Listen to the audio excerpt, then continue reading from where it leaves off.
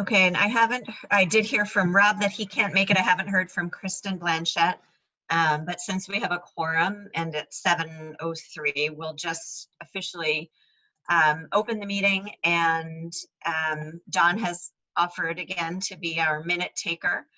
She may experience, if we get a storm, she may have a power outage. So I'm wondering, I do have the document with the minutes available, and I'm wondering if either Andrew or Liz would be willing to take over if she gets zapped out.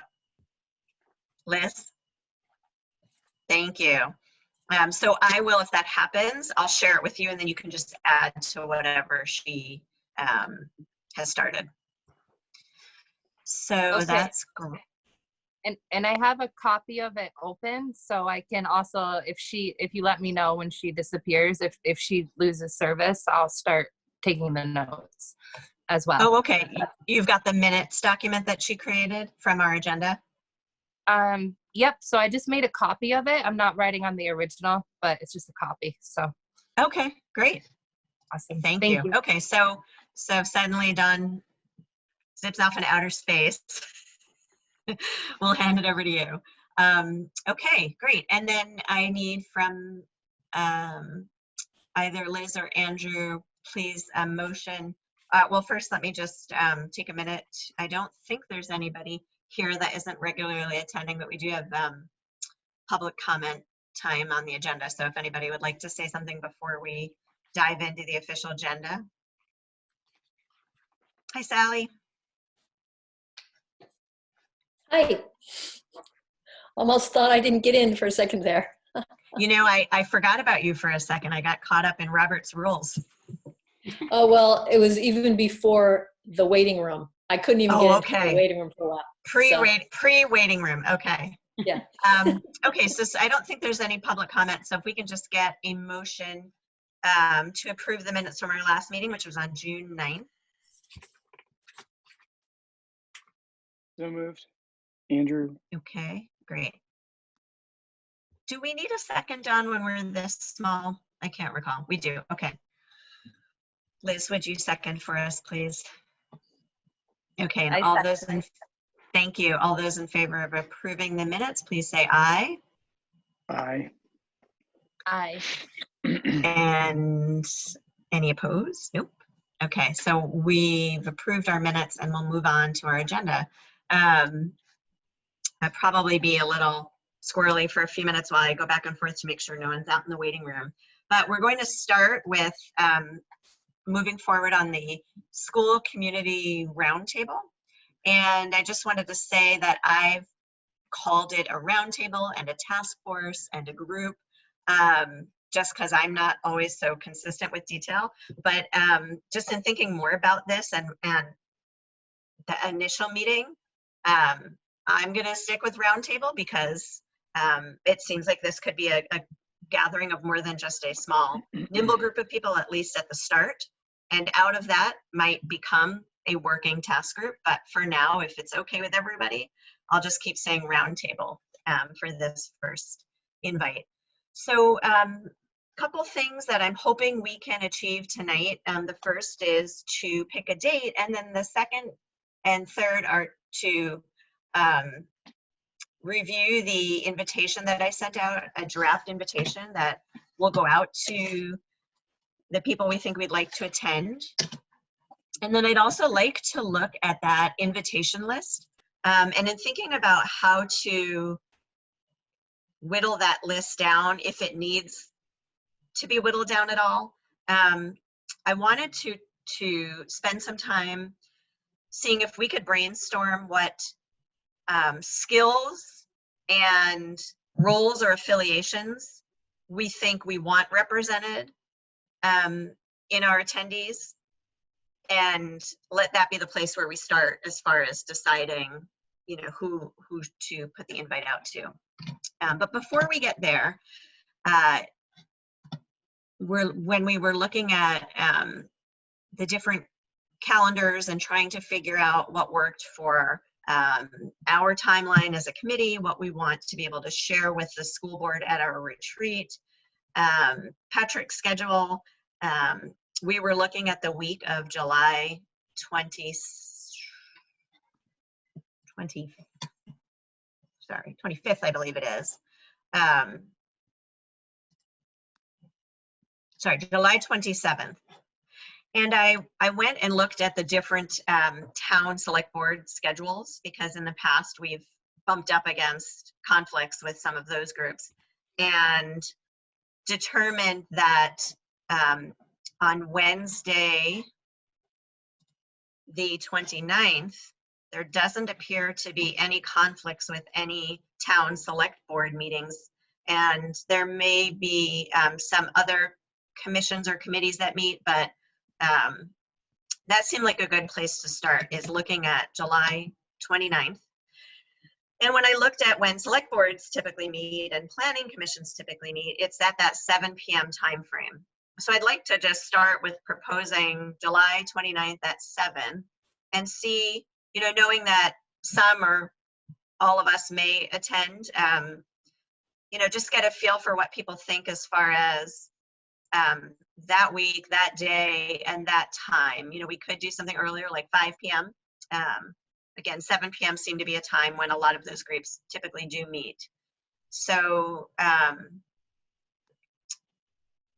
any thoughts or reactions to that date and time?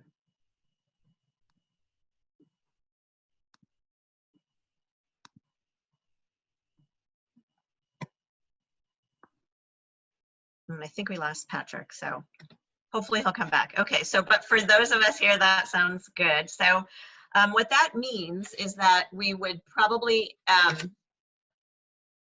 you know, for letting people know about this date, it seems like next week's the time to let them know. And they have just about a month's time, a little bit short of a month, to get it on their calendar.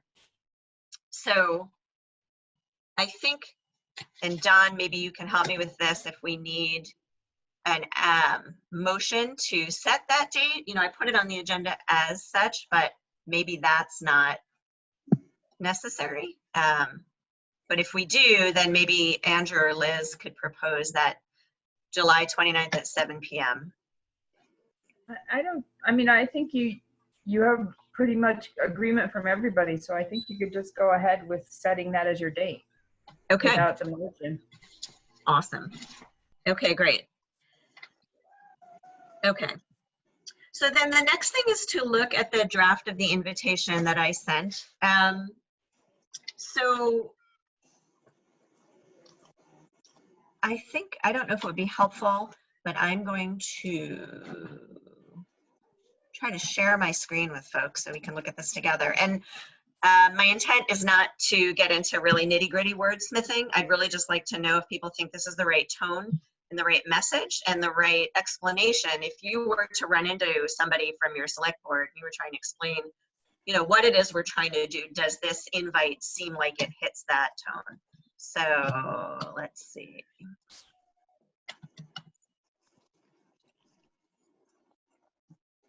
Okay, so can you guys see this? Yes, okay, great. I'm just going to scroll down a little bit, and hopefully you can see the link to it on the agenda as well. So if that's an easy way for you to look at it. But I'd like to just take a couple minutes and get people's reactions to this invitation, if you have any.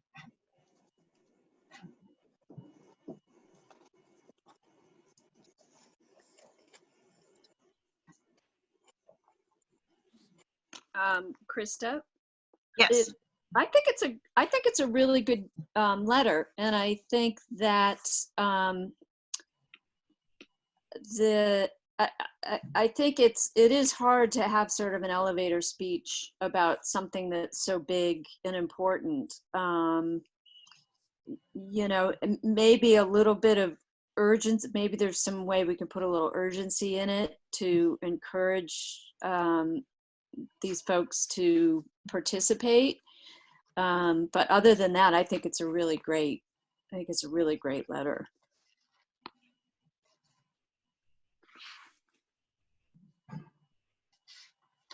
Feel free to, I won't call on people. You can just unmute yourself if you have anything to say, unless you get unruly, and then I'll have to call on you.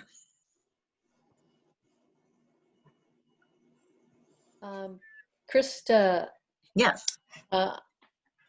I really like it a lot. And one thing I thought of when I first read it, and I again noticed that, is we talk about stuff before we get it, and they have an idea of what it's about, really. Is there something like a line in the beginning to just say something like, hey, we're thinking it's time leaders get together, and here's why. You know, just so there's something like, why am I even going to read this thing? I already know this stuff, you know? So something that'll get them so they sort of know where you're going with it. Really brief, so. Does that get to some of what you were saying, Kim, or are you thinking a little differently? Yeah, my comment, I think Sally's suggestion is a really good one. You know, we sort of lay out the challenges. You know, the challenges are unique, whatever it says at the top there. These challenges are not unique to our schools, and we're impacting many other aspects of the 5 towns. In your role as a select board member, it's going all over the place. I can't see it now. You know, I think that was me. I think it's there, but I think maybe the urgency and the importance, maybe that's a better word, of including a way to say that it's really important that we all work together to address some of these challenges. And we feel that in your role, you know, as a select board member, these are things that you're facing, and that, you know, the whole community, all the different aspects and different community entities working together is going to make everybody's life not easier, but we're going to get to our solutions more fully and more quickly. So it's sort of that, the urgency and importance, and maybe to just put a little more fire into what we're asking people to do, and say how it is really important that they participate in these conversations, because the urgency that the school is feeling is an urgency that the towns have felt for a long time and have been grappling with. So it's sort of saying we're all in this together. I think all the parts and pieces are there, but if we just, you know, make it more urgent and timely, I think it might draw some people in. I've said the same thing about 4 times, so so hopefully that makes sense.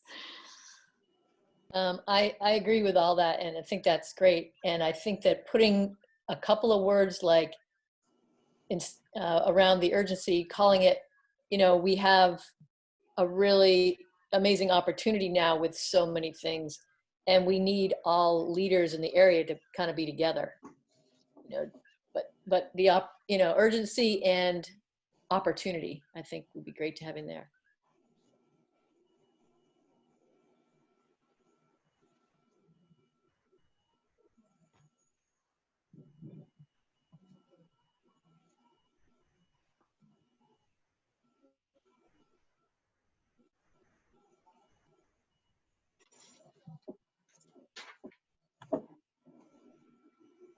Any other thoughts?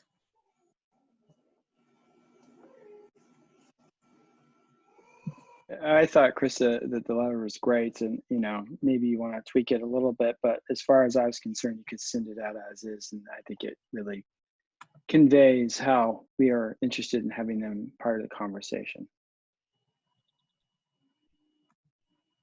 Okay, great. Oh, Patrick, you made it back. I feel like you were in Zoom purgatory for a while. Internet's worse than you say. Oh, sorry. Okay, so are people okay if I take that, those suggestions, make them, and then that's it, finalize it? Okay. Yeah, I think it looks great, Krista. I think you should go for it. I think because they're going to be individual invitations anyway, right? So that actually leads to the next question, which is, I just wanted, when we talked a lot in the fall and leading up to the fall about the power of that personal invitation. And maybe it'll become more clear what that lift would look like once we determine who exactly we're going to invite and how many people that would be. But I did want to ask folks if we're feeling like that still is the best approach here, is to reach out. And is this group open to taking some of these names of people that you already know, or feel comfortable reaching out to? Does that seem like the best approach? Because you're right, then this really is maybe an accompaniment to a conversation or a talking point for a conversation. But I wasn't sure what we had decided on that, so. I think it's a really good idea to make a personal invitation, and the fact that the people who work for our towns are working for us as residents of our towns, and that part of their responsibility is to hear the thoughts and concerns of people who live here. So along those lines, what I would be more than happy here in New Haven to call the folks on the list that work here and are part of our community, and then follow up with the letter, or make it concurrent. But yeah, I'd be more than happy to make those calls. And I just think that that personal outreach, a lot of stuff just ends up in the inbox, and or scrolling down through a bunch of emails.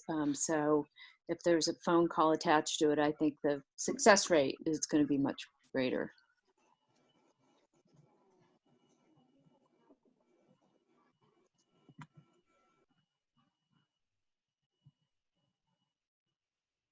Does everybody feel pretty similarly about that? I guess I don't know if we're going to need to do phone calls until we decide on the list, and then it'll be easier to know what the approach ought to look like.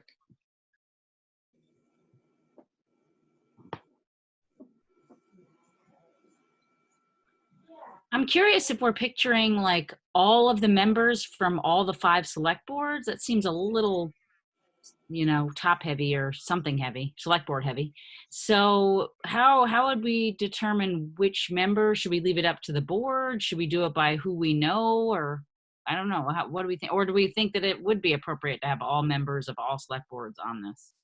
Well, one way to go about that might be, can you hear me? Yes? Yep. I think you can. One way might be to send it to the chairs and invite each chair to come, or send a representative member of the board, and then they can decide. Yeah, I was going to ask Liz to share her thoughts, because they were very similar to that. Liz, if you just want to, because she had reached out to me in email about that very question.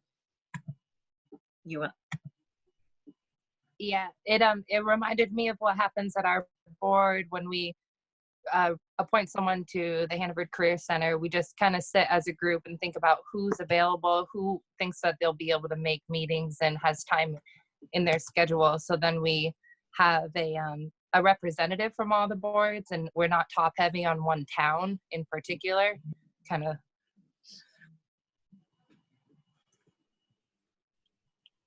Okay.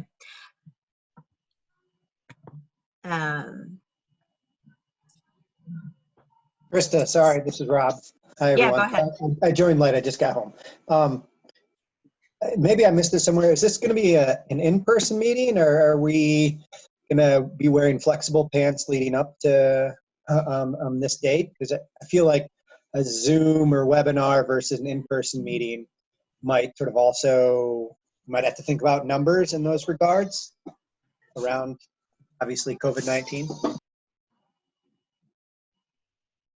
Yeah, I mean, I'm probably less in the loop of what I know there's the governor's recommendations, and then there's kind of what people are doing in their practice. So maybe somebody else wants to speak to that. Originally, I was envisioning Zoom, as much as I would love to say it could be in person, but because I don't know, Rob, if you were here when we settled on July 29th, so that's not too far away. So if we're picturing, you know, say we invite 30 people, 20 show up, yeah, it could be tricky, but I'm open to other people's thoughts on that. I was picturing an in-person meeting. I don't know. I just picked up my grandkids at the ELP camp this afternoon, and I think we could wear masks. We could be socially distanced in a big space, and I think we'd be okay. I think people would come to that. I think we should follow the governor's guidelines if we know what they are. At this point, I've lost track of them, but Me I too. know that others haven't. So I think we could do it. I think it would be better in person. It would work better.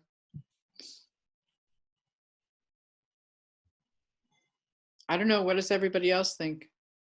Would you come to an in-person meeting? I think more and more meetings are starting to move to in-person now.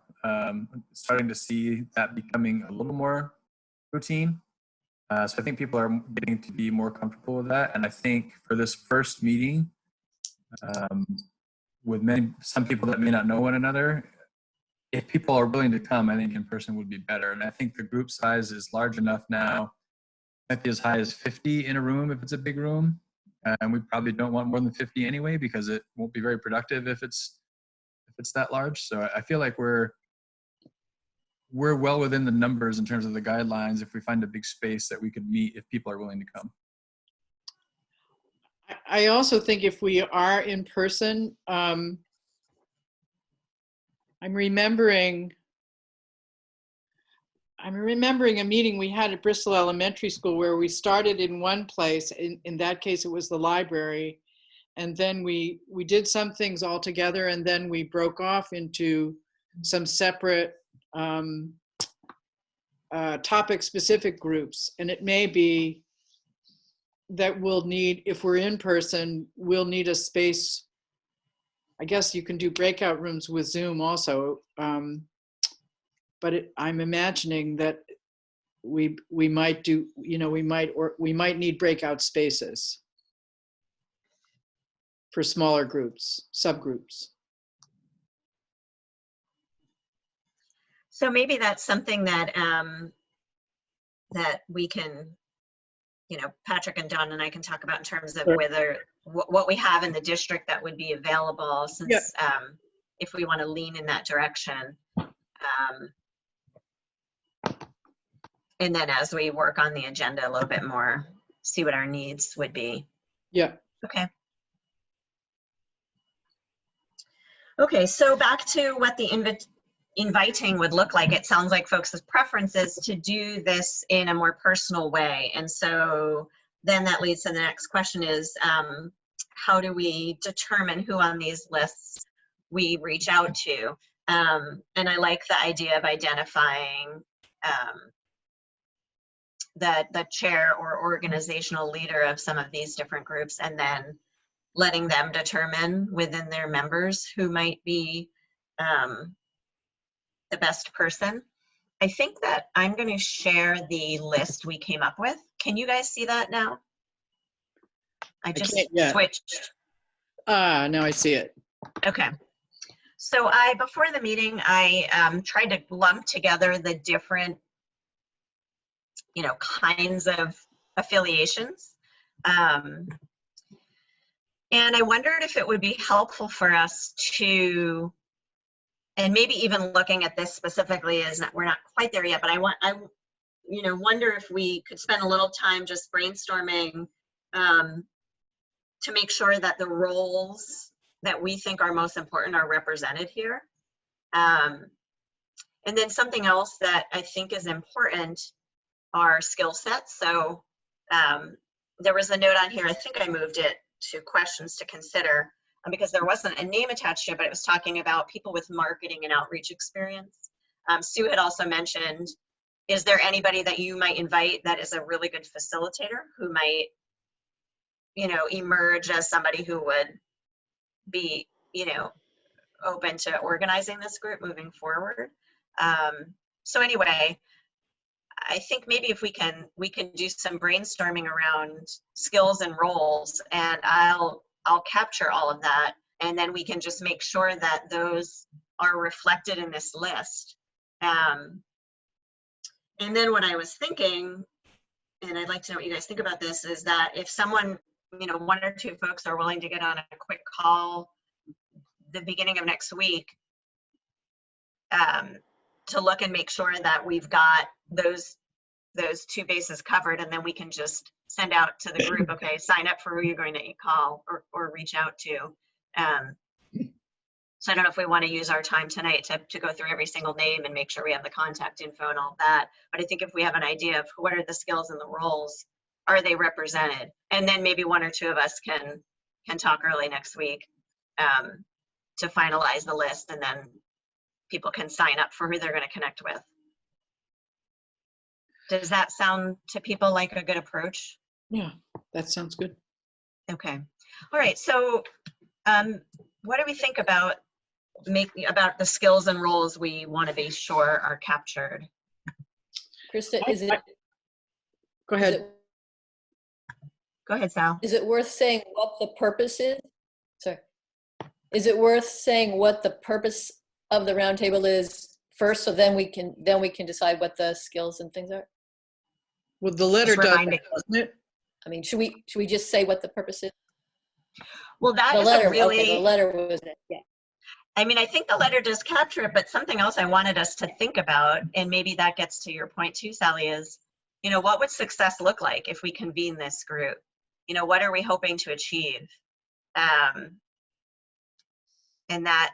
so, you know, if you like, we can start there.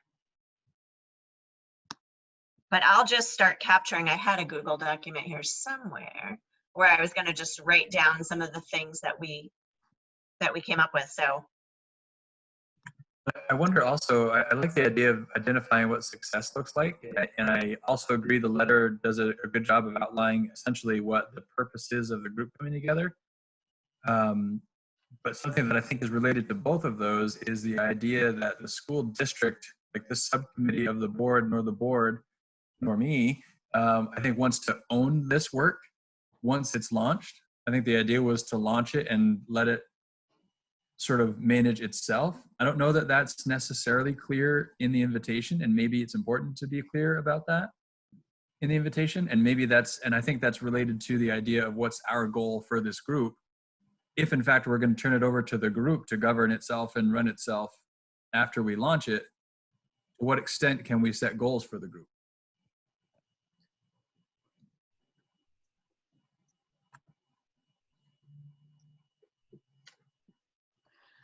I don't see how this is going to work unless a group or a person is shepherding the work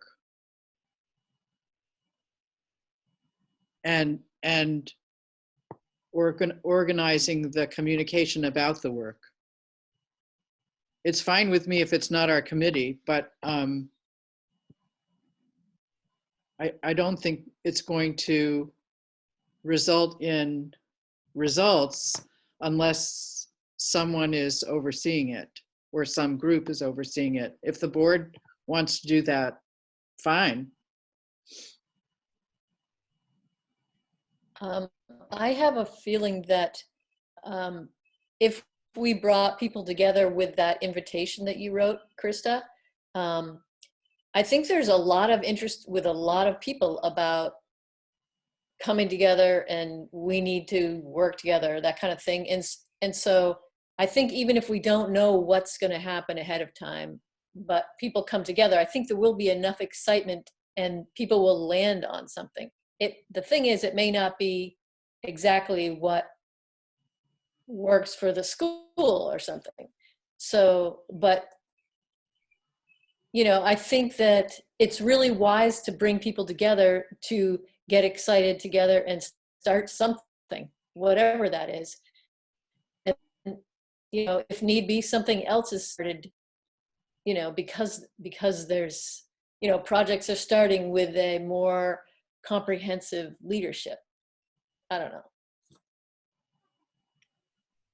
maybe in the invite, maybe, or maybe after we know who's coming, maybe asking people to come with like a few things, like ways that you could use collaboration, or things that your organization is struggling with that, you know, you'd want to communicate to the rest of us about, or something, like giving guiding questions so that people at least come with some idea of how to cross fertilize with each other. That's one thing. And then the other thing is, should we just start thinking about like who we're going to invite? That might help us. Like when I look at that list, it's like select board, planning commission, and that's all good. And I didn't know if that's where we're ending. Like that was kind of like town leaders. Is that how we're seeing the scope? I think so. I don't know if like food shelf and like but school. Oops. What's up, Nance?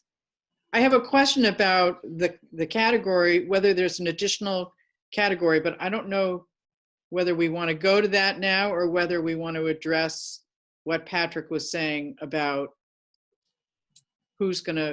whether there's a shepherd or a shepherdess or a shepherding group, or do we want to talk about categories of participants, or do we want to talk about sort of how it's going to get organized into action? I think I remember people talking about the HVAC group that spun out of the community conversations that we had with the Five-Town Learning Forum.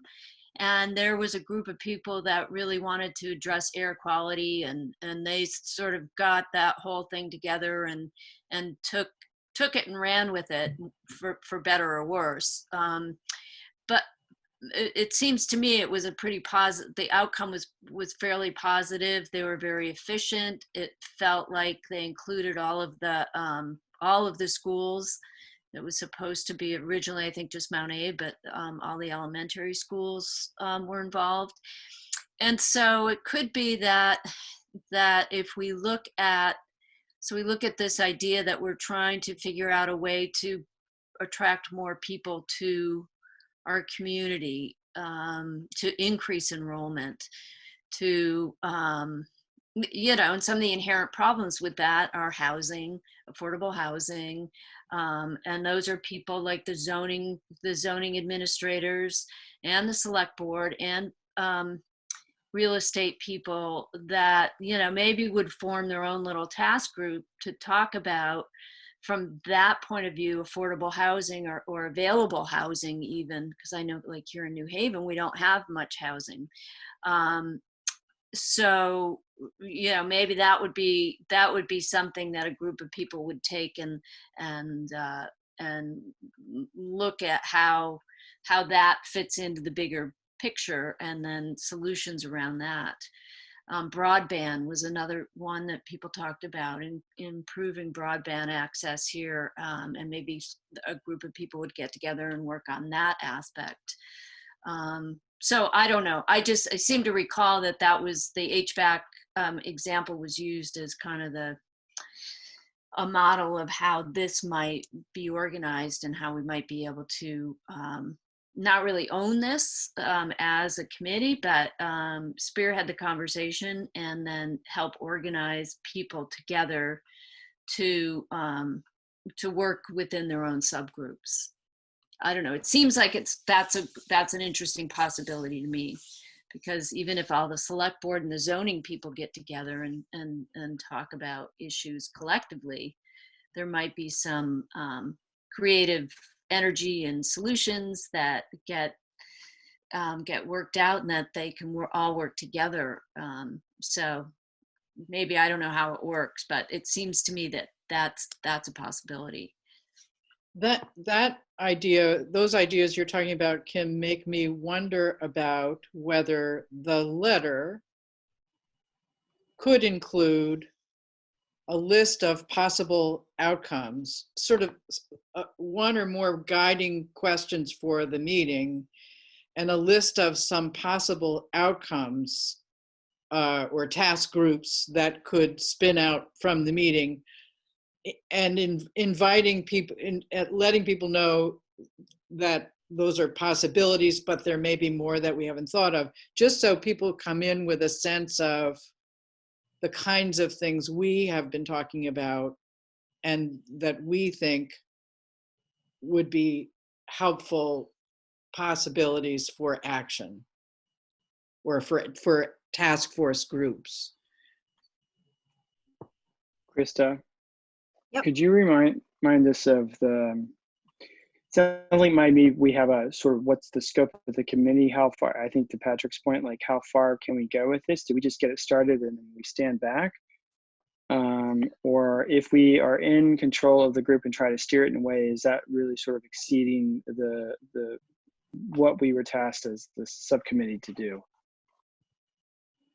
Yeah, and I think that's a great question. And one of the reasons why I sent out the email that was kind of prompted by some questions Rob had posed to me after our last meeting, you know, kind of reminding me about our work in November and that there were some really clear directives or clear questions the community had that they wanted to explore more that were beyond the scope of what the board would be overseeing in a feasibility study, but that we saw as really valuable and recognize that those questions will come up again.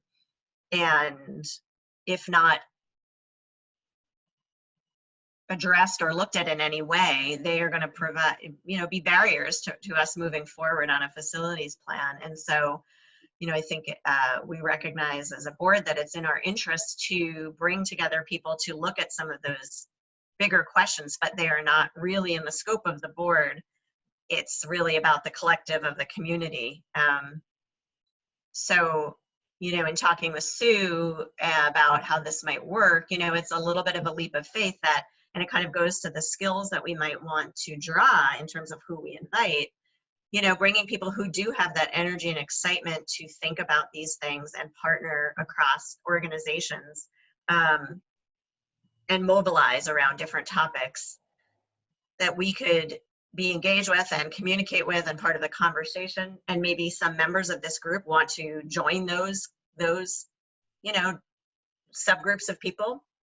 But this committee is really just creating the space, and then it's, you know, going to be hands off. And using that work of the group to inform what our facilities plan will be that we present to the community. Because we have Right, another And I think important Nancy made a charge. good point in that. Go ahead. Oh, I was just going to say, because another really important part of our work is the upcoming, you know, budget cycle and how we're going to communicate that with the people in our community around, you know, what that's going to look like. And that's directly related to the work of the board. So we really are sort of the conveners and instigators, but if we are mindful in how we reach out to people and who we think could really be good members of this initial group, hopefully it will become something that takes on a shape of its own that people will find valuable, in the same way that the HVAC committee came out of that 5-town forum group that, you know, formed way back when. And that was going to be my point as well, Krista, that I think to Nancy's point, yes, I think someone or some organization is going to have to assume ownership of this group for it to be productive.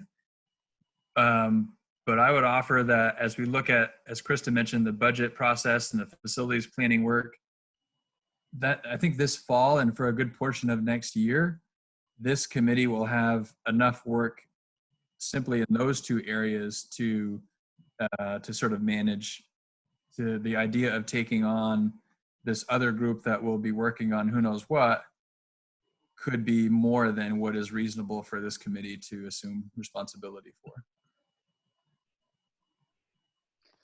So I see what you're saying, I think. I guess the question that leads me to is, if this meeting on the 29th leads to several different task forces on working on several different things, as Kim described, how would a member of one of those task forces, how would any of those task forces feel that they had would they be communicating with as they discovered solutions or new needs, or how would they know that their work was sanctioned and valued by the board and could lead to something that, I mean. Yeah, and that's really important. And I think that's where we can really help a lot as well, to ensure, to make recommendations to the board to say, we think it should be a priority that, you know, we hear a quarterly report from each of these groups, or that we have a representative from our administration at, you know, at these meetings, or whatever it is that we think is reasonable, but also we're kind of creating the pipeline with the hope that that will just build regular collaboration and communication with the board. Because I do think that the work for this fall with the budget and facilities, it is not its own issue, and it relates to these other issues in a very big way. So we can't, so it's not like this is both of these things, this task force and what we do to engage our community around the budget are equally important. But they're both big lifts. If we go back to the HVAC example, the way that concern was addressed, Nancy, and it's a valid concern, is myself and my director of facilities and grounds attended most of the HVAC committee meetings and worked with that group to take action, and we updated the board as action was happening. Mm-hmm. And I think that's any sort of subgroup that spins off of this other group that has a more targeted area. If it has something to do with the school system, they're likely going to want that kind of representation. So that's another, again, I think we need to be mindful of what we can pull off in light of what we already know is on the horizon. And they are all interconnected, but we just have to keep all of that in mind. And I think also having a couple of board members on the HVAC committee was significant as well. I think, Chris, that backs up to, you briefly mentioned that Sue had said that it's important to find a facilitator, and for this group to be successful, there still needs to be an overarching organization with a facilitator or somebody, or maybe it's a group, but at least somebody that's going to pull all the pieces together and keep it cohesive. Because if you start fragmenting off on groups, going back to the HVAC example, it was a subgroup of the 5-town, whatever they call themselves, or we called ourselves, and the rest of the organization fizzled, and they were a fragment of that group. So you need to end up, and I think when you talk about groups to bring to the table, it needs to be vitally important as to how to establish, I don't know if you want to call it a kingpin or a facilitator, or what do you want to give them for a title, king or queen, to kind of keep everybody sort of together and working for the same thing. There will be a way to do that. If there, let's say there are 4 different groups that come out of this, relatively small groups of probably, I don't know, 4 or 5 people each. There will be a way to help those groups appoint a chair who's in charge of communicating with, I mean, I think that's possible. It would be great if there's facilitation skill in each of the groups, but that's going to emerge. It's going to be hard to predict from here. It is a loose cannon, but I'm concerned the overarching vision, if you will, is, you know, community engagement and tackling some very broad issues. And if we break off into a bunch of subgroups, which maybe there's some working subcommittees and whatnot, but if we end up getting too focused on subgroups, then we've lost the whole cohesiveness of of the, you know, the whole strategy to work together. Well, if the overarching goal is increasing enrollment in our schools, there are only a few likely subgroups that come under that. If it's broader than that, we, you know, who knows? But if that's what we're aiming for, we kind of know the areas of focus, as Kim was pointing out.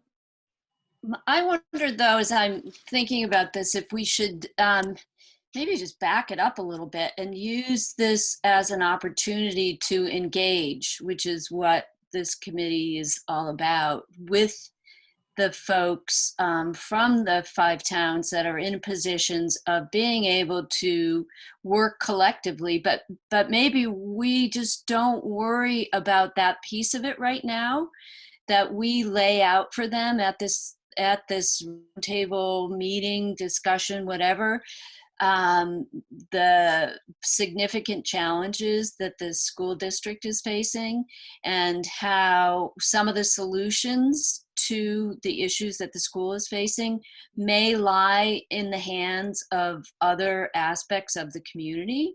So rather than trying to kind of force it into this subgroup, people from the towns might say, well, we've got our own things to worry about. You just don't want to get involved in the school. But if we present it in a way that's really, here's the reality of what's happening right now.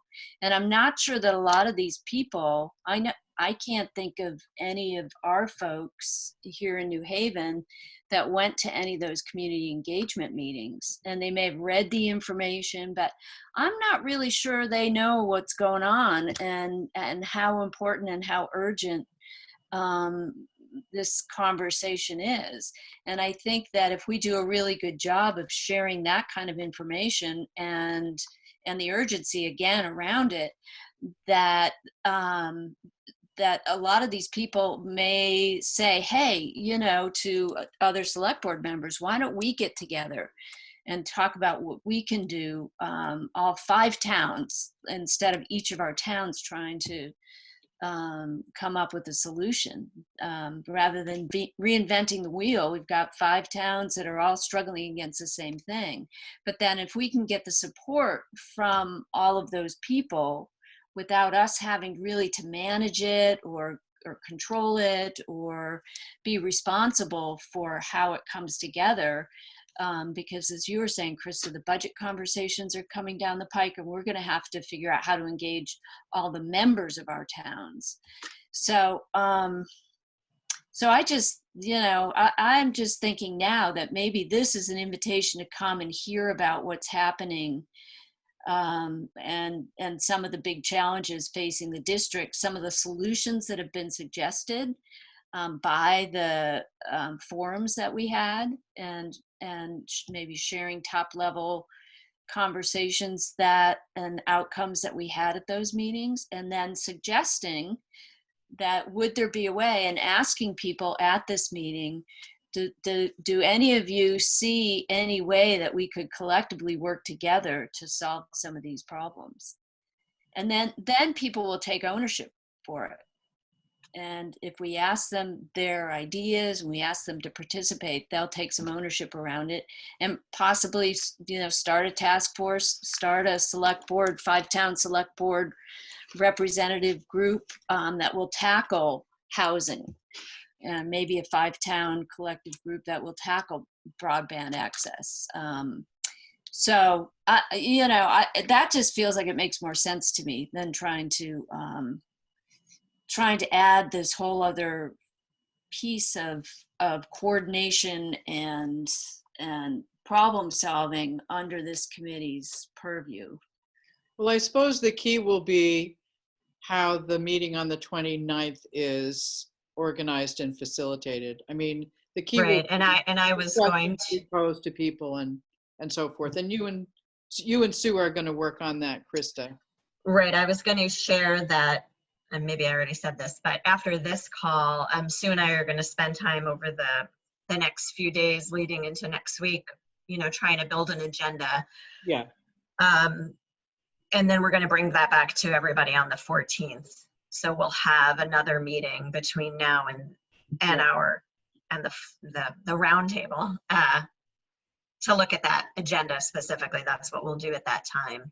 So does it make sense then to go back to the list and start talking about the categories of people in writing? Yes. I'd really like us to make sure, less so specific names, you know, if people's names come up in your mind after this meeting, send them to me, but more, you know, are we hitting the right categories? And do these people represent the skills that we think are most important to have at the table? And so I'm going to see if I can't, tell me, can you guys see this again? I can't see it now. You can't. Oh, I think I need to share again. But let me ask you a question about the categories. And this is a genuine question.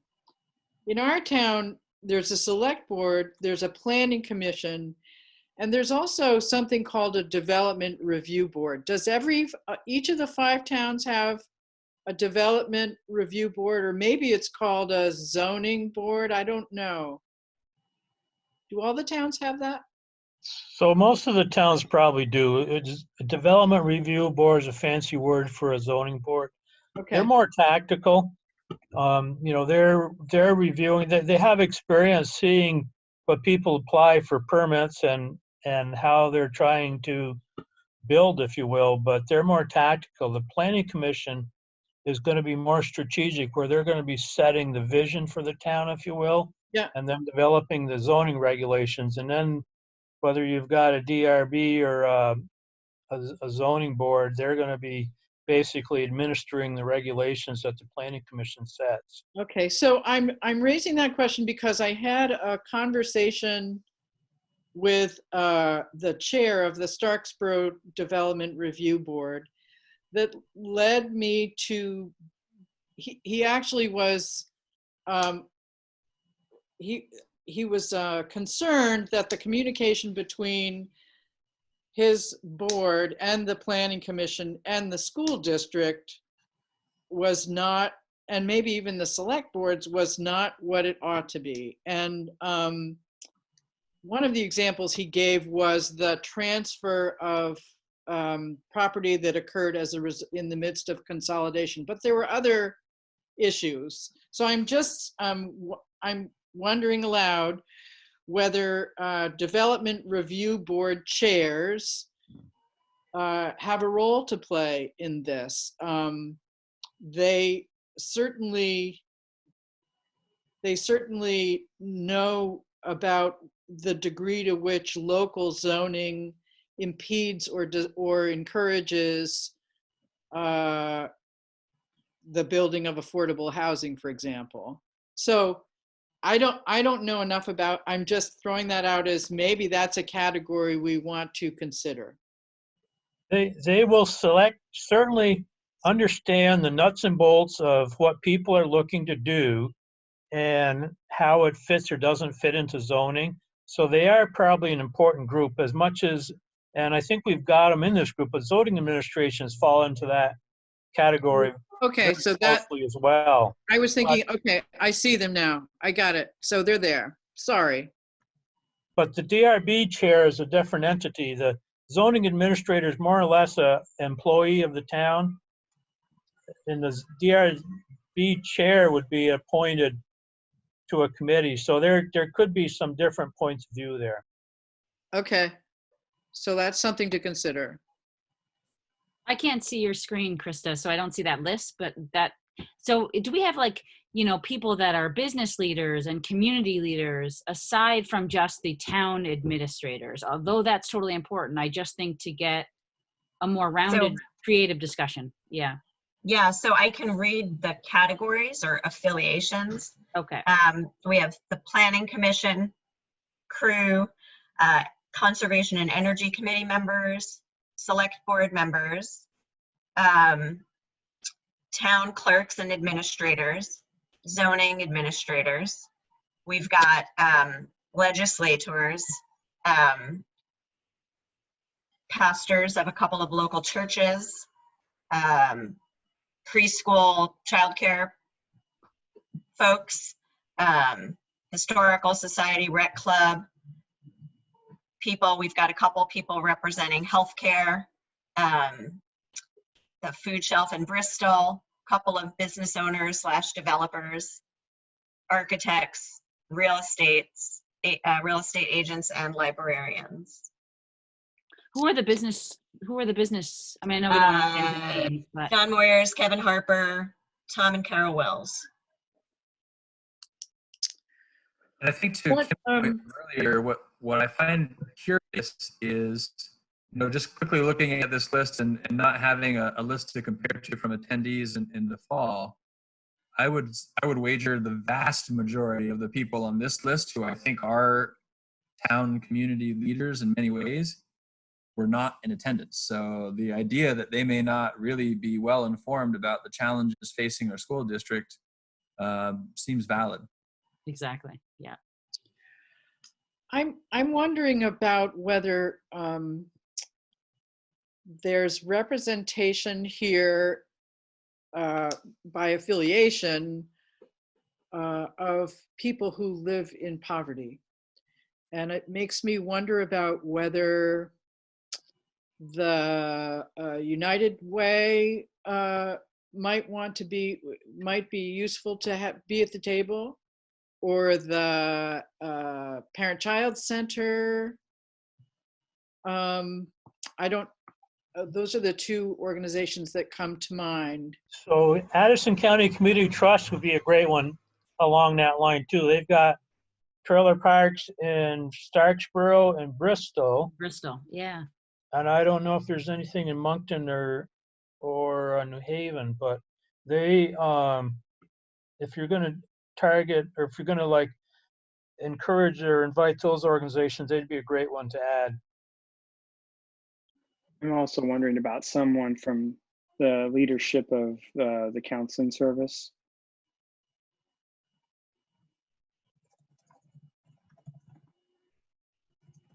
And that makes me wonder, because I don't know why, whether the Vermont Community Foundation,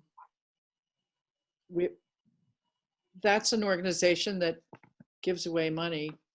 And I wonder if their presence might be helpful. It's a wonder. I'm wondering about Chamber of Commerce.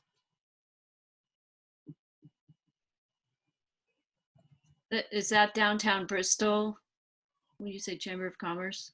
Well, there's the Addison County Chamber of Commerce, but then there's the Bristol Core Group, which is, specifically Bristol, but probably a little more closely connected with our 5 towns. Although the Chamber they're pretty involved in the Harvest Festival and some other town festival in Bristol. I don't know exactly how to come up and say it's these people, but this list is light on issues, various aspects of housing. There's a few realtors, but I would think you would try to get more of a picture of realtors on there. There's a few developers, but carpenter guys, smaller guys, and some other developers may be worthwhile trying to pursue as well. What about Habitat for Humanity? They have a presence, I know, in Starksboro. They again would be good advocate for low income. I get the sense that they are not as active as they were a few years ago, but they would be a great advocate. If we're talking about low income, maybe someone from the Department of Health in Middlebury. Krista, I was going to say Hope too. And so that's going outside of our 5 towns a little bit. So is that something, because I know Kristen Andrews, for instance, she did come to our meetings and she said well, when you guys are ready to talk about schools as community centers, like, get me back in. So she works with low income and people who are need education out, like, I think it's a young adult. She helps get them on their feet and things like that. So that's a person that's really good. And a lot of people here, somebody on the select board from one of the towns, when I was looking up emails, I noticed that they own a realty company or they own a construction company. And so a lot of that diversity will just be found on the boards.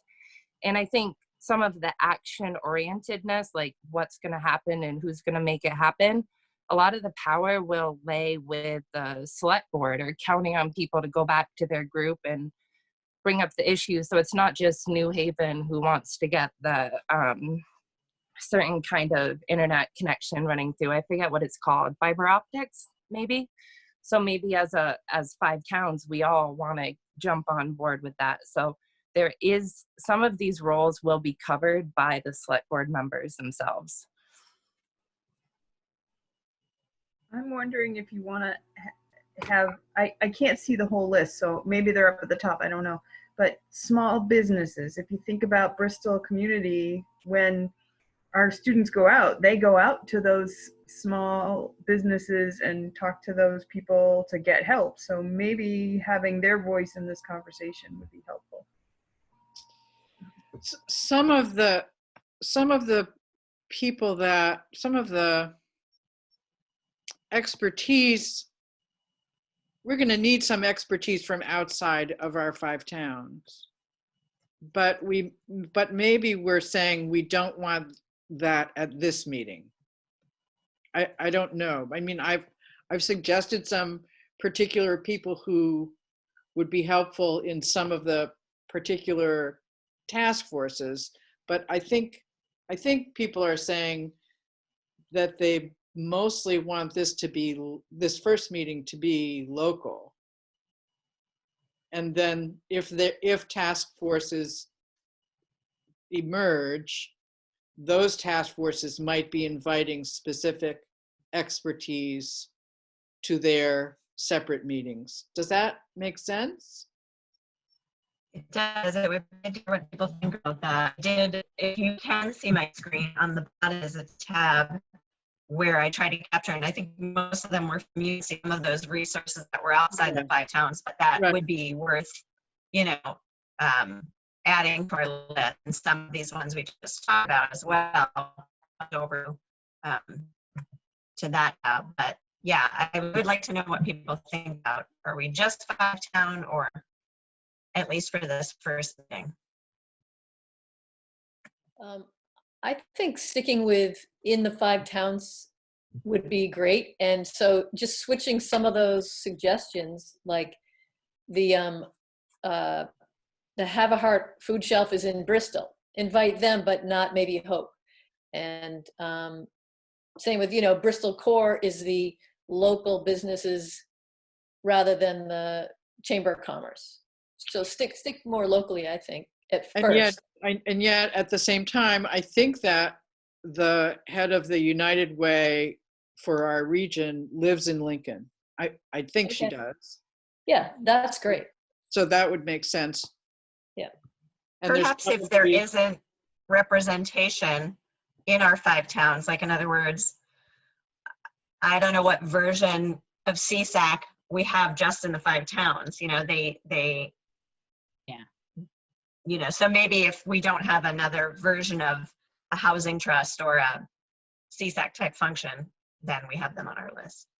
Yeah. That's great. The hub, I think the hub is sponsored by the United Way, if I remember that from their website. So the hub is also connected there. And I know that the Planning Commission, for instance, is what the Addison County Regional, so the Chamber of Commerce, those are those same people that get in there and do those jobs too. So I think that overlaps as well. One of the things that I was talking to a member of the state board who's a friend of mine who about increasing enrollment, and he said the main thing that would attract people is jobs. And I just wonder if there's a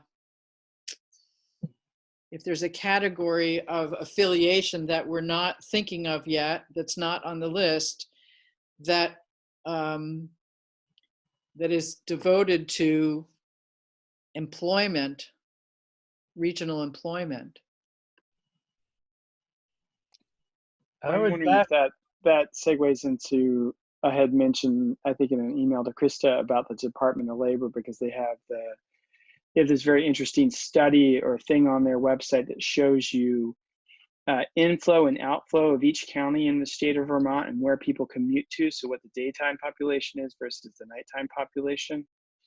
And it may be a lot for a first meeting, but I think it might help at some point along the process for folks to understand how the 5 towns fits in the broader community of Addison County and how we fit in between Rutland and Chittenden County. Yeah. Because I think lots of 5 town folks together might have somewhat of a myopic view about what's happening and how we sit within the state.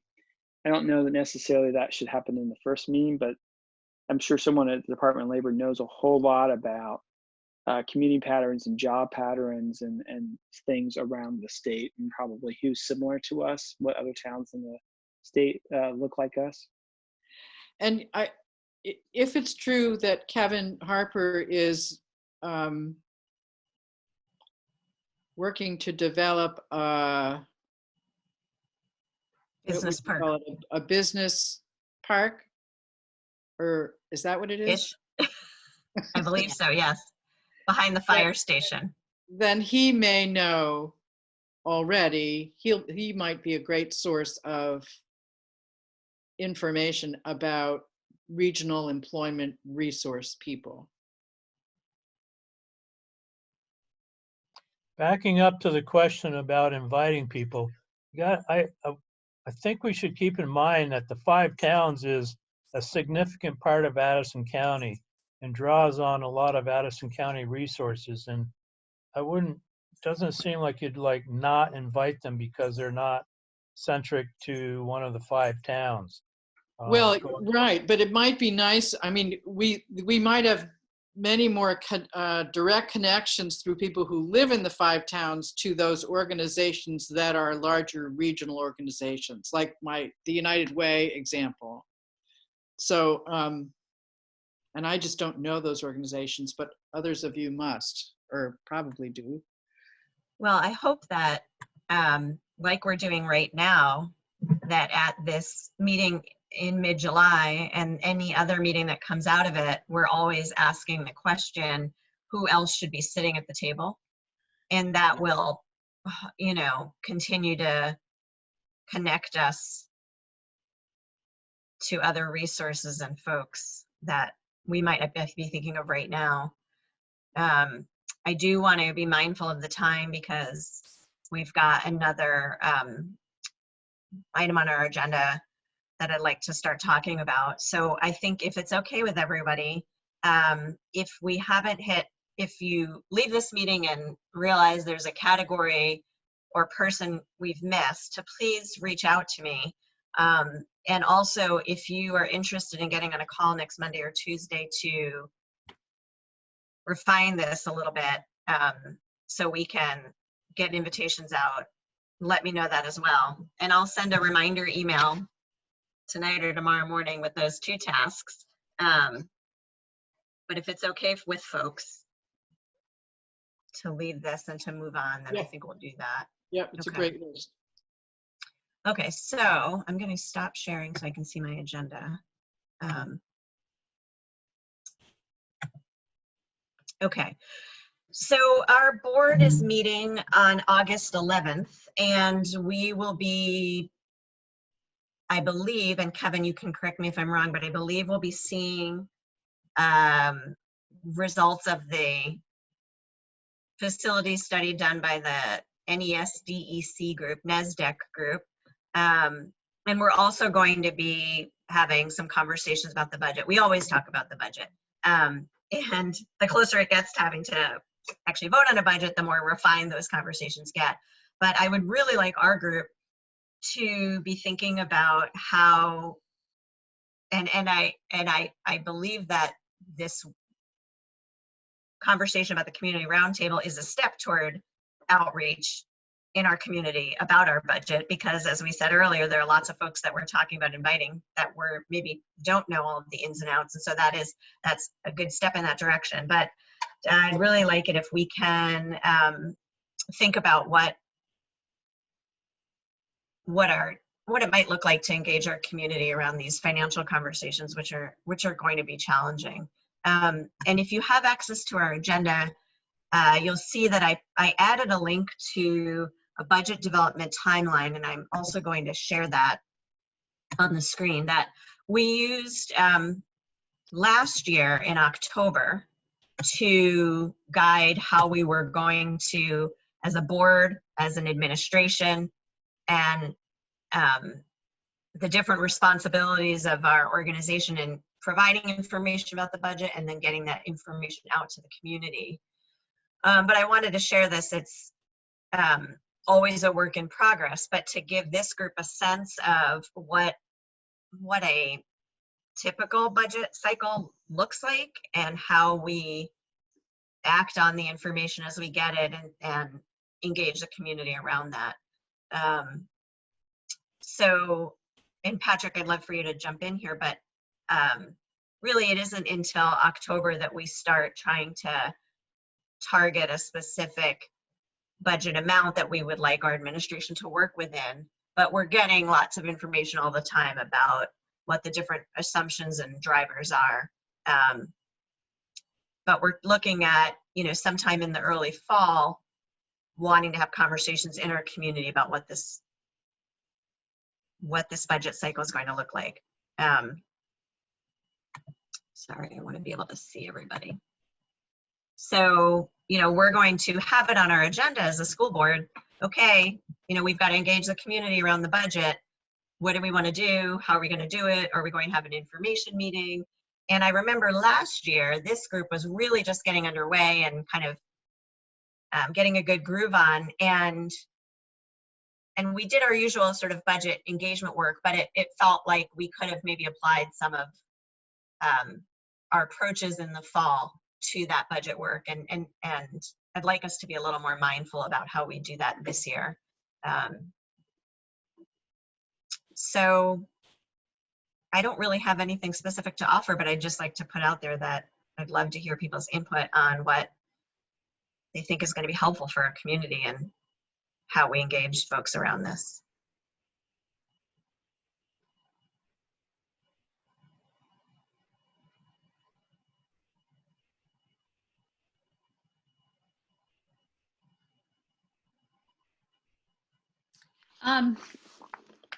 I can't help but think that the November election is going to bring, record numbers of voters to the polls, and that this is just more a process thing. One of the things that we always have a hard time is accessing people who don't normally engage with the school. So I always think about the people that we have a hard time getting into the conversation. And I really think that, and I don't know what the legality is about having information at the polls, but whether it's a survey or it's just some kind of communication to our respective town voters about it could be about the budget, it could be about the school consolidation or ideas for that we're working on longer term. But I just would hate to see us lose the opportunity to potentially hand out a survey or hand out information to people as they're coming and going from the polls, or having them on the tables. I'd have to ask the town clerk. I don't know if that's legal, if you can do that, but I really think that in November 3rd that we should have something ready to go to the community around around the budget and around the long-term facilities. I think that's a great idea, and I also think a lot of people are going to be mailing in their voting and not coming to our central areas. So that's something. I hope that we can engage people in genuine questions about weighing priorities before the priorities get set.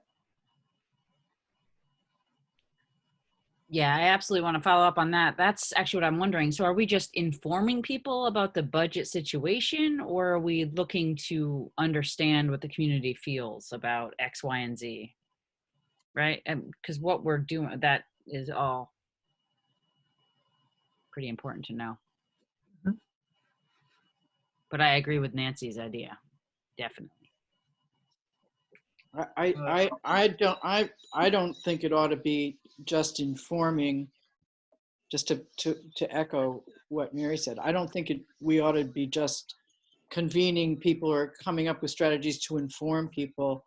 I think we need to ask people what they think about different ways of going about setting the budget. And I say that also knowing that, or having become convinced, is that there isn't going to be a way to know what the community as a whole thinks. I mean, when we ask questions about priorities, we're going to hear a lot of different points of view, and no survey is going to capture enough of the population to really get a definitive answer to about what does the community want. But I do think that even though that's true, asking people to consider the different and to weigh different priorities is an important part of the process. And I think the board will hear some things that may make a difference about what the board what targets the board decides to set. Thinking about the November election, that's a pretty rare occurrence in terms of the volume of town electorate showing up to sort of express their thoughts. I do see it as more of an opportunity to hear from the community than to deliver something to the community. But I think leading up to that, though, there would be a responsibility to help inform as much of the electorate as possible about the challenges, and then possibly capitalize on that November election to get some sort of a pulse from the community, given the information they've been provided and their understanding of the challenges, and some, even broad strokes possibilities about how to address those challenges. What's the temperature of the community in how we might go about addressing those challenges? So it's sort of the informational aspect leading up to the polls, but then more being the receivers of information come election day might be something that we could take advantage of. Does that timing work out in that way for us, Patrick? For us to be getting input from the community before we have to make, because I know we typically set a budget target in October, but does that timing of November, I love that idea, I just want to know more about that part of it. I think the timing can work. It's not ideal, but I think we can make it work. The reality is we get thrown lots of curveballs after early November from the state and other places anyway, so we're kind of accustomed to adjusting based on those curveballs.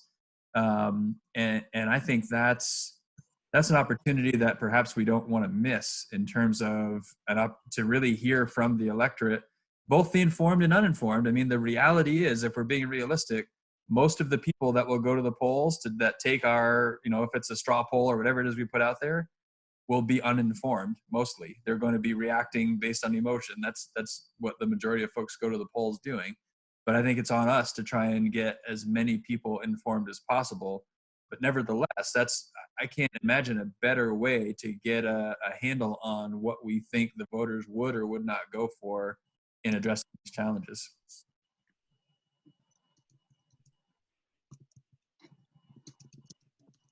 Yeah, to piggyback off that, Patrick, and other folks' thoughts, is I think it's really important that we front load or educate as many people as possible.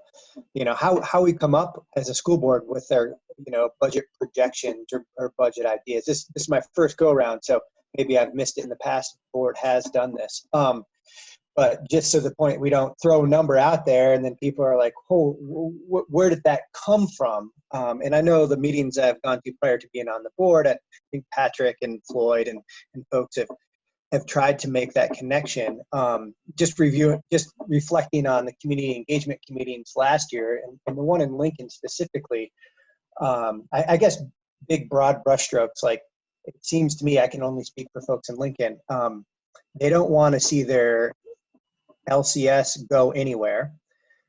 And they're also at their limit as far as tax spending. There's a lot of friction, obviously, between those two ideas. But to get folks to just be better educated that, it's not, we connect the dots, I guess is what I'm trying to say better, to inform folks, but then also to sort of gauge where they're at. Maybe folks can reach a little bit deeper in their pockets next year than we really can anticipate, or they can't. I think the real financial crunch of this pandemic is still coming down the pike, unfortunately. I think that is a duty that we have as this committee and as a school board, is to try to educate folks on how we get to those numbers, so that they don't vote a school budget down, or if we come up with a facilities plan, vote it down for a fourth time, if there's a bond or something like that. I think that's imperative.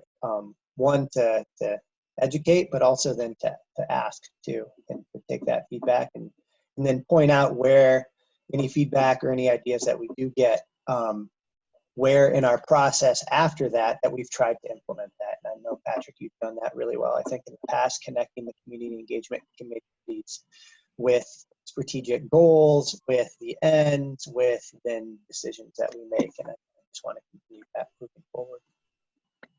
I think that's a really good point, Rob, that the education piece, because I completely agree. The people of Lincoln don't want to see their school go anywhere, and they don't want to pay more taxes. And the people of New Haven feel the same way, and the people of Moncton feel the same way, and the people of Bristol feel the same way, and the people of Starkville feel the same way. And I think part of our work in educating folks is sort of helping them understand we have almost like a three-legged stool, and we have to pick which leg of that stool we're going to kick out. We have our school building costs, we have our sort of financial realities in terms of the potential for having to pay tax penalties, and we have our programming and staffing. And in a way, we kind of we have to choose of those three, what has to go. Unfortunately, is sort of where we are. And I think part of the work is to educate people about those three legs of that stool and the impact. If we're choosing keep taxes low and we're choosing keep buildings open, then we're choosing to cut programming and personnel. Or if we're choosing to keep programming and personnel and we're choosing to keep schools open, then we're choosing to have high taxes.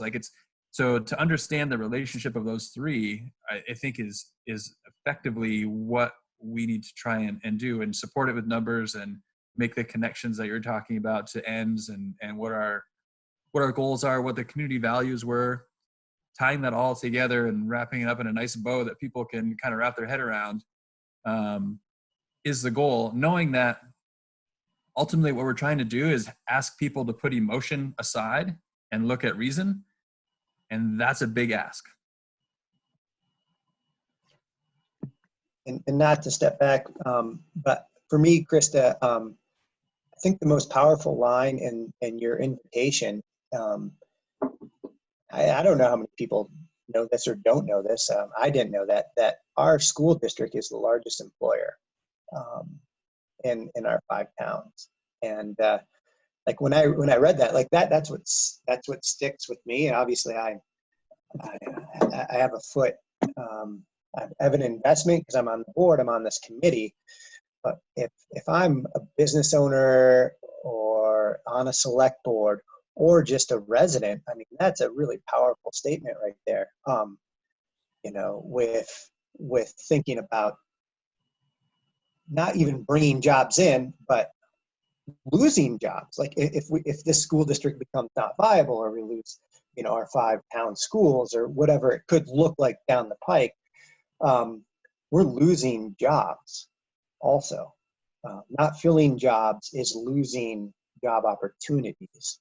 And just to remind folks of that too, I think is, I don't know, personally for me, that's a really powerful line in that invitation.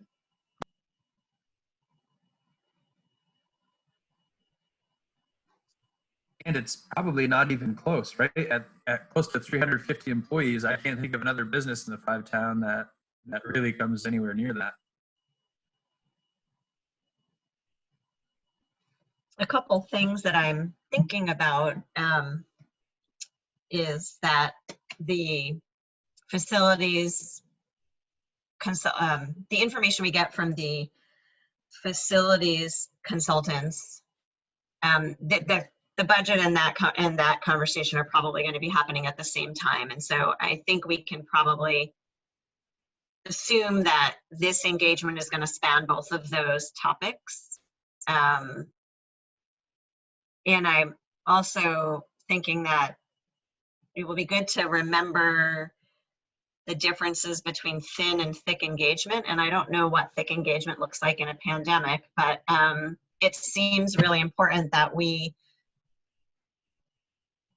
do a really good job getting the word out as many different ways as we can to different folks about what's happening in our district, but that we also have some ways to have some more meaningful, longer, slower opportunities to talk to folks. I do think this roundtable is an example of that, because those are town leaders that are going to spend time hearing about each other's challenges, including those of the school district. But I want us to keep that in mind so that we feel really like we are well positioned to ask people for input in November. And if you look at that date and kind of back it out into how much, you know, it means we should be thinking now about regularly communicating to people as much as we can about everything we can. So, sorry, Liz, you looked like you were going to say something before, and then I started talking, so. I agree. I know that we've done a survey before, and I feel like it was successful. They are sending out vote from home, things like Sally had said.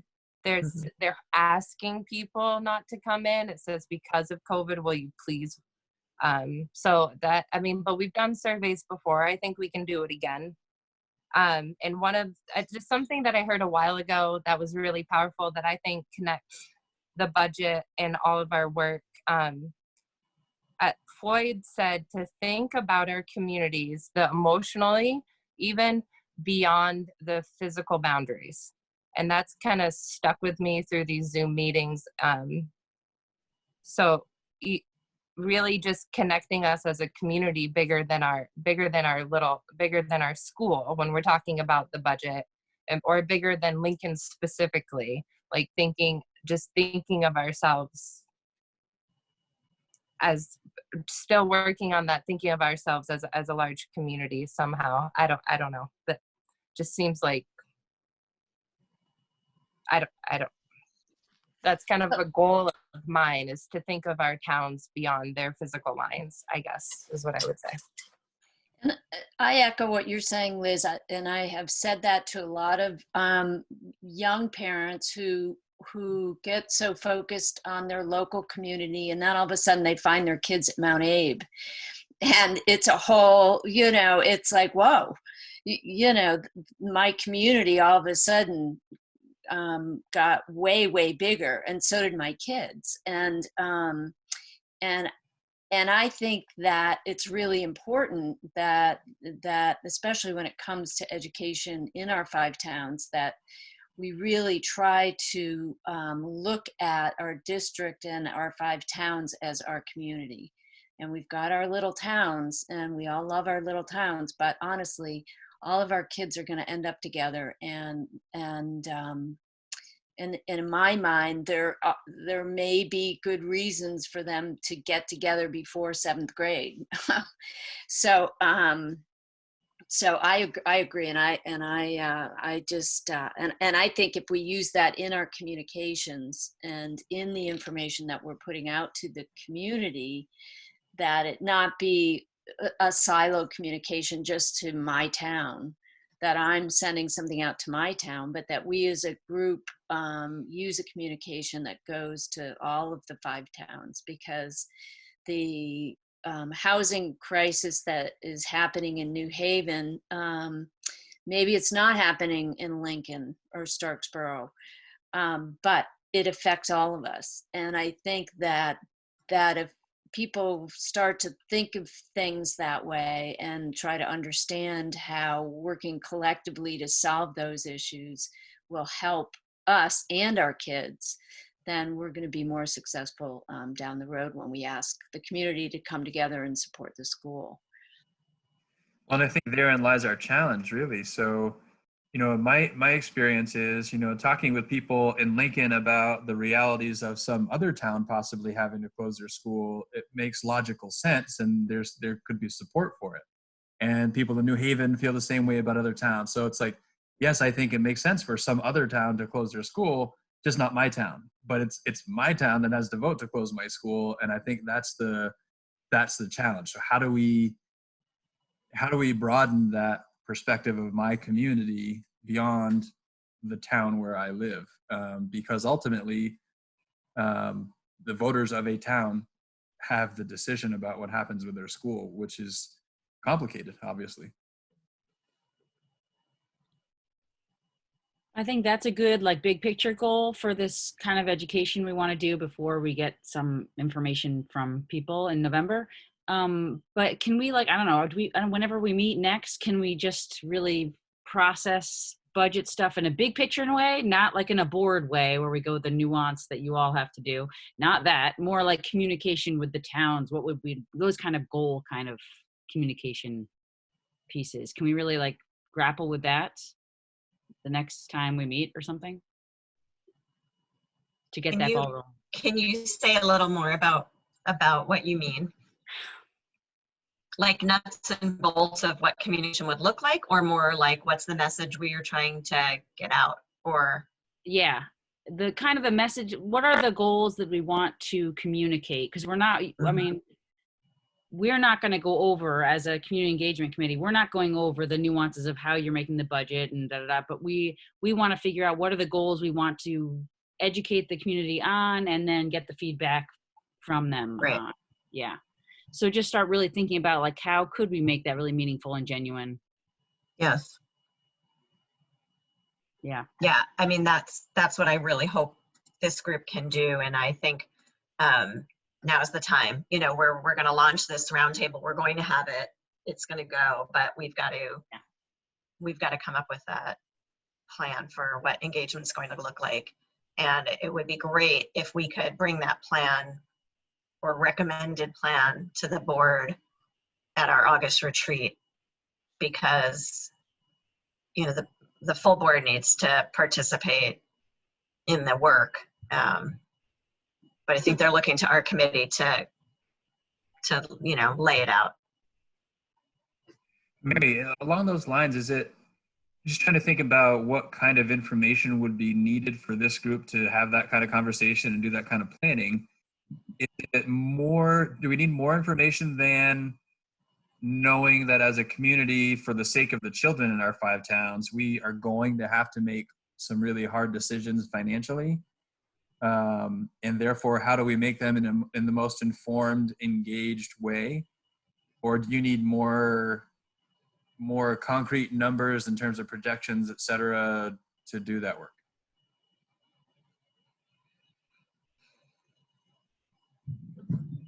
I mean, just off the top of my head, I'd love to broaden, not keep harping on. I think we can, as part of any communication, we are explaining the situation that something's going to have to give, right? But I think to also, maybe go back to the values that people came up with as a community, and then drawing like, this is what we're doing in our budget to address this. This is what we're doing, just to explain to people, to make the connections for people about what the budgetary decisions have been. And then from that education, maybe it would be like, do you want to, I don't know. I don't even want to foresee what kind of questions we'd want to ask, but that's what I pictured. Just not just the same story of like, here's the projection and we're going to have to close the school, or we're not going to close the school, or we're going to, like, I feel like we'll lace it with that, but let's not, like, I don't think that has to be the overarching goal of our communication necessarily. But of course it has to be part of it. But I think people want to know how we're making the decisions we're making already, not I don't know. Yeah, I'm losing it.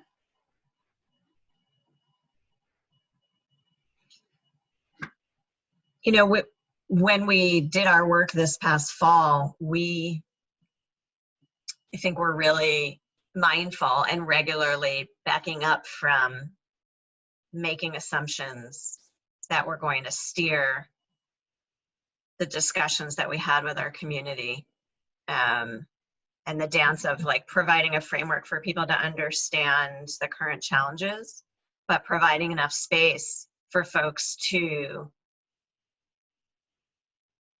envision different possibilities that we were not predetermining. And I think that's important for us to keep in mind now. It feels hard to do, but I think it's really important.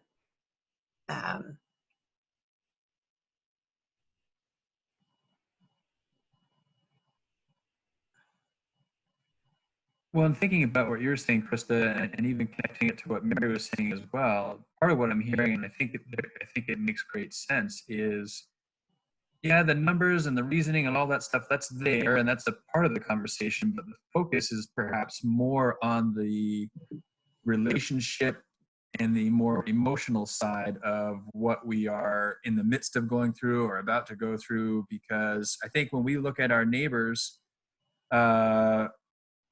sort of west, east, and south, where the process has fallen apart and it's been problematic, is not around providing the numbers. It's been around tending to the emotional aspects of what we're going through as a community. So I think it makes great sense to pay particular attention to that while we keep it sort of infused with the information and the reality. Yeah, I completely agree there, Patrick. I don't want our 5-town district to start pitting Lincoln against New Haven and Starksboro against Bristol. If that happens, which I've seen the Addison Independent last year dealing with folks in Addison Central, then I think this committee, we've not failed wouldn't be the right word, but we've made a misstep somewhere. We didn't do our due diligence, what we're trying to achieve. I think that making that connection, and I heard many people say this in community engagement, it's awesome that we can say we have the community of Lincoln and we have the community of Mount Abe. Not a lot of people get to say, hey, like, we get to be part of two communities that are truly communities in a certain sense. But I think that also comes with, it's a heavier lift too. It's easy when it's just your community of Lincoln, and you have your school board, and you're in your own little bubble. We have a great opportunity, and at the same time, it's a great challenge. And I think connecting those dots, I've been trying to think of ways to how do we educate folks. And I had like the thought of like a little video of that's a student in New Haven, but because of COVID, they may not attend New Haven school. Sorry, I never remember all the different names of the different elementary schools. I'm still learning. But in the fall, but then what does that mean to me as a Lincoln resident and my taxes. So we lose that student. And what does that mean? Well, we lose, upwards of $19,000 of revenue into our school district. And how does that ripple when we're already looking at a budget that is really tight, and we need each and every student in New Haven, in Starksboro, in Bristol. I think connecting those dots could help us really better educate the folks that, hey, we're communities within a larger community. And then also how it comes back to the pocketbook too, when we think even bigger picture with this task force of declining student enrollment, how important it is that we attract students and that we keep all our students in our school district too. Just a thought I was having, but.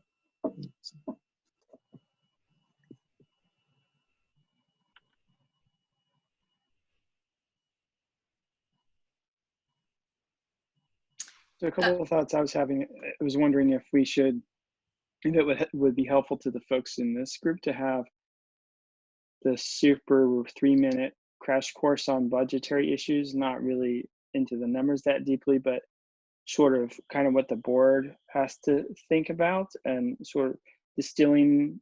I think as Patrick was saying, basically we have the spending threshold, and for us to stay underneath of that, and maybe the taxpayers say, no, we don't care about that spending threshold, go way above it. I don't think they're going to say that, but maybe they do. They surprise us. But if we want to stay under that, basically we got these 3 legs of the stool, or I was thinking of it as the triangle: affordability, infrastructure, and our teachers. And we got this problem. How would you like to solve that? Which one of the legs do we emphasize?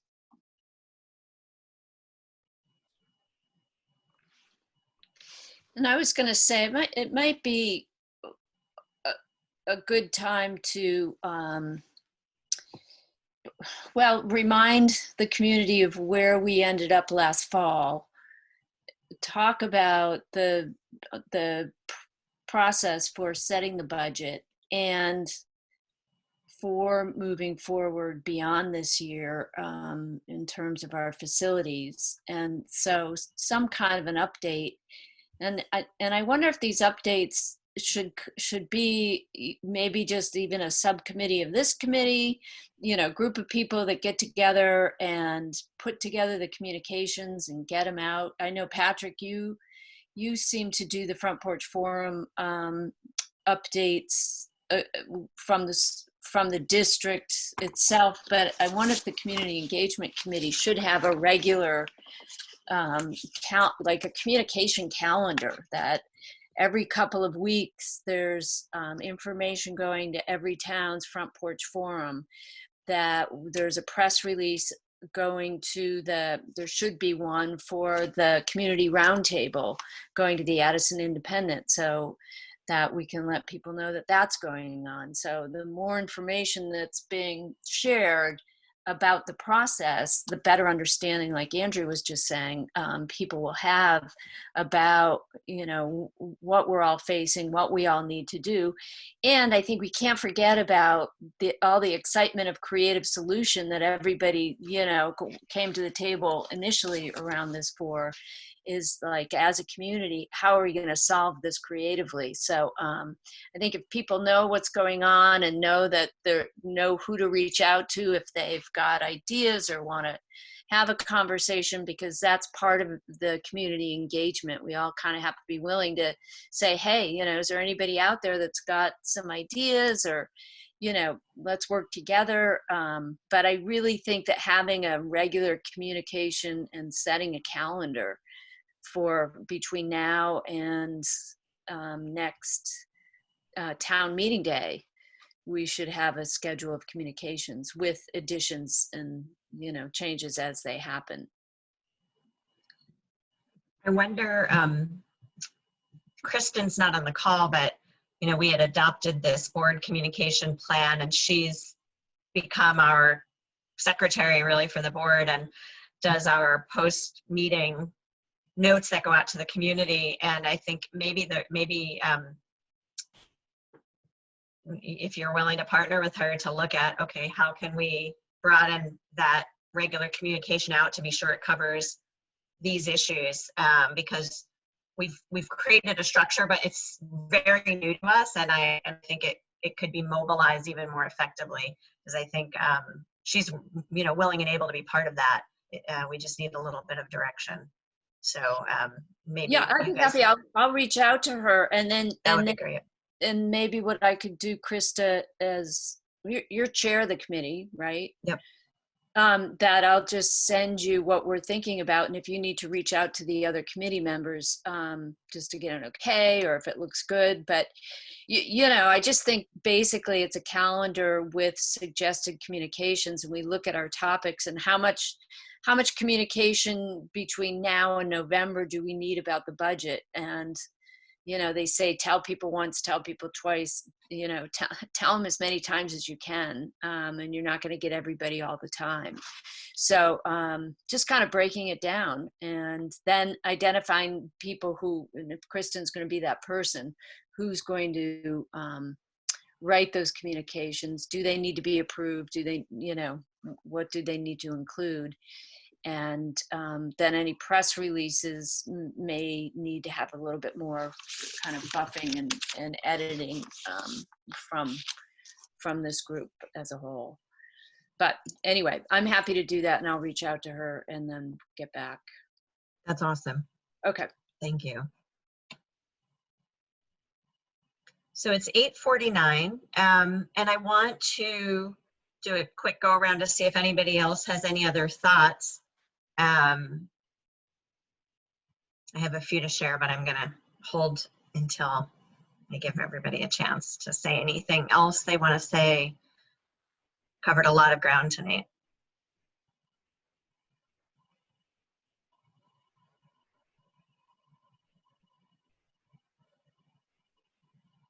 Maybe I'll get things rolling by just saying it's music to my ears that the conversation has sort of officially started about how to begin engaging folks in the budget building process for the fall. This is great. It's early. It feels like we may be ahead of what could be a tricky fall season, and that feels reassuring, despite also recognizing it will still be challenging.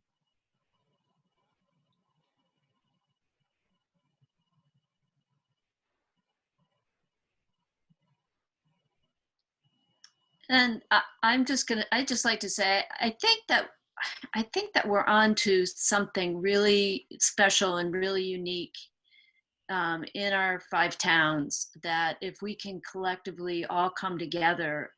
And I remember, Patrick, you saying at one point that we could be a model for other communities and other districts about working together to solve our rural Vermont problems. And I think that there's organizations out there. I think there's individuals, and I think that there, maybe people at the state level and even national level that may look at these efforts as something worthy of funding, possibly. That's always the first thing I think of, people that see this kind of work as being really, truly community energy and focus, and there are people that have money that's what they want to do. They want to help support these kinds of efforts. So I think that the more we can talk together with our community, the more we can jazz it up, and the more energy that we can have, I think that there's a lot of possibility that exists beyond certainly what we're thinking right now. And so I'm excited about the possibility of all that.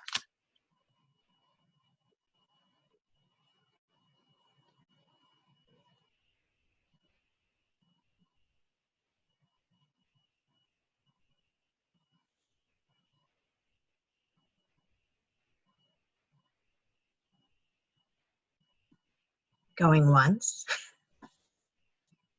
Trying to get better with silence.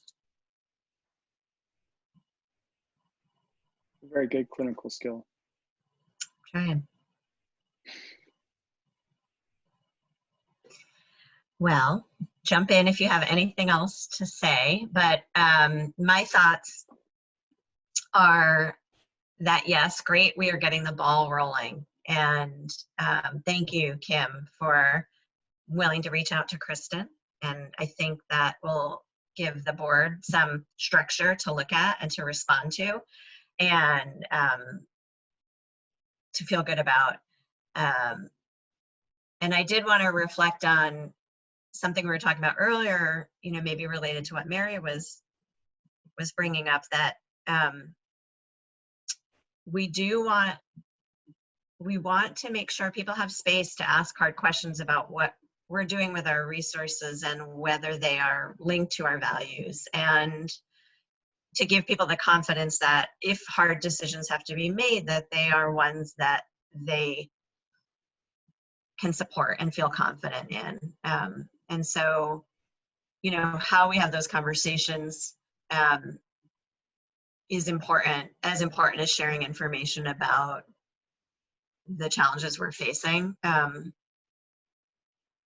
I'm hoping that there's a role for Sue in maybe helping us figure out how to have those conversations, especially in light of COVID. But for now, this is a great place to start, and we're going to meet again on the 14th to talk about our agenda for the roundtable. But I hope we can also talk more about this engagement work and what that's going to look like. So those are my kind of concluding thoughts. And if nobody has anything else, I'll reach back out to remind people to give any last thoughts to our invite list, and let me know if you're willing to get on a call Monday or Tuesday to decide how to get those invitations out.